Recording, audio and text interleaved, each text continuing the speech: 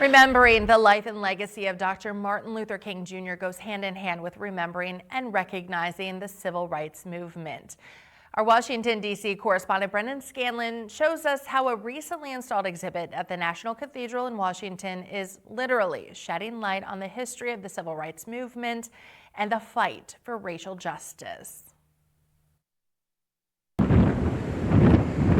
Inside this well-renowned place of worship, thousands of pieces of dark-colored stained glass tell a story and provide an ambience unlike any other. It was sort of the style of the time. But some windows stand out more than the others. And these ones definitely different. They stand out. And what's interesting is if you're walking down, you can just see this sort of glow emanating from this bay. So they kind of call attention. The Now and Forever windows were designed by acclaimed artist Kerry James Marshall and dedicated in September 2023. They replaced a pair of twin windows that honored Confederate generals Robert E. Lee and Thomas Stonewall Jackson, which were installed in 1953. The cathedral needed money to build the building, and the Daughters of the Confederacy needed a place to memorialize their story. Spokesman for the National Cathedral, Kevin Ekstrom, says the Now and Forever windows symbolize the ongoing work toward racial justice and tell a more inclusive history of the United States. What we wanted to replace these with was a new story, a story that hadn't been told here before,